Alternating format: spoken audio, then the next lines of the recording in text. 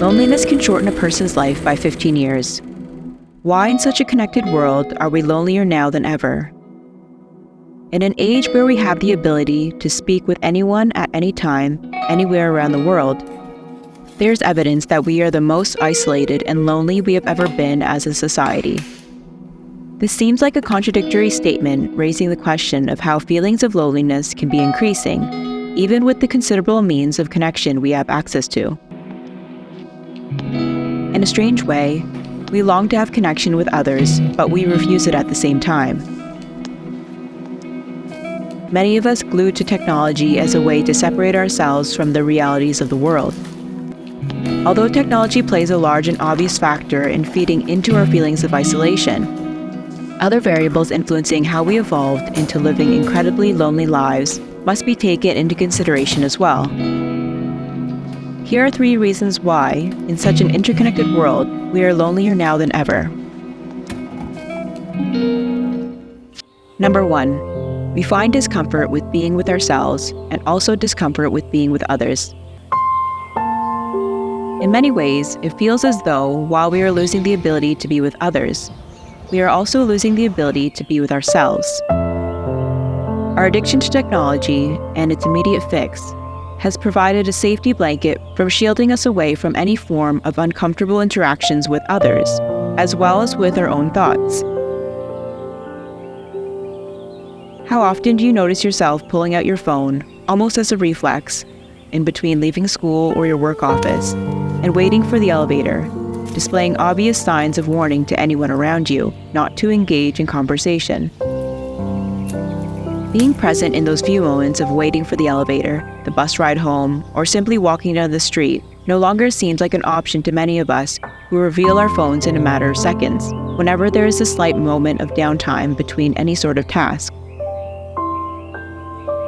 Aside from signaling to others not to approach us, distracting ourselves with our phones also blocks us from being alone with our own thoughts and consciousness as well. We don't give ourselves a chance to just sit and be present in the moment.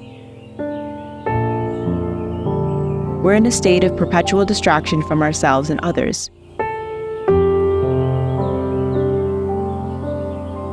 When we use our phones as crutches to protect us from any sort of uncomfortable feelings, whether that be engaging with others in real life, or the uncomfortable feeling of sitting in silence and connecting with ourselves, we are increasing our anxiety with the outside world, along with separating from true connection and to aspects of life that actually matter.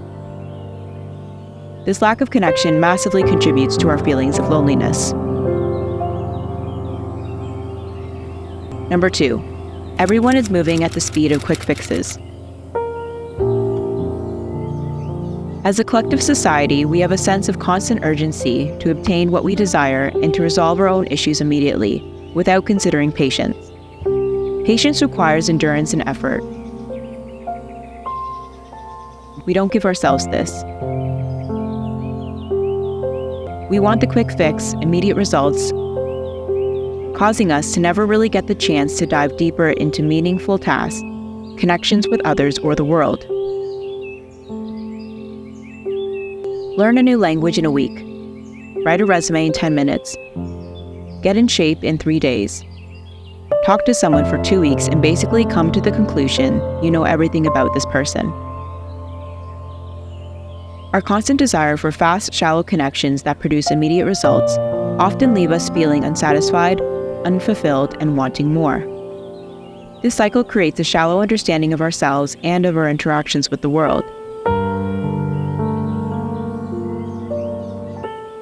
It seems no one wants to invest time and effort to do anything worthwhile, including seeking and maintaining true connections. We need to understand that experiencing something meaningful, such as developing relationships with others, requires endurance and effort. It's not a quick fix. Our depthless way of living life is causing us to create very lonely experiences and encounters in our everyday interactions.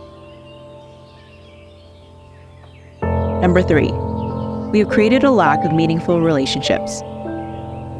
How many times have you been at a restaurant and you've seen others stare at their phones while simultaneously sharing a table with others, not saying a word? Our exposure to constant technology has created a barrier in the ways in which we interact with other humans in real life. Technology, in theory, is supposed to be a way for us to create uncircumstantial social connection with others. However, the more we are connected with technology, the further away it seems we are developing true relationships in real life. We've created an illusion of intimacy, associating our mass followings and readily available access to conversations with authentic connection. We see the lives of others online, and we get this feeling as if we know their whole world, from what they ate that morning to their latest birthday party, manufacturing a false sense of belief that we are just as involved in their lives as we would be if we had an actual conversation with them in real life. Feeling this way creates this impression that we don't need to actually put in the effort to engage, build, and maintain our relationships, as our constant exposure to the lives of others via social media is enough.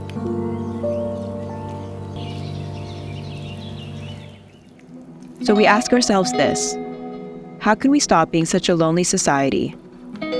Perhaps if we learn to stop viewing technology as a replacement to the value of experiencing life and interacting with others, we can stray away from the idea that having an actual conversation with a stranger in a coffee shop isn't as weird as it appears to be.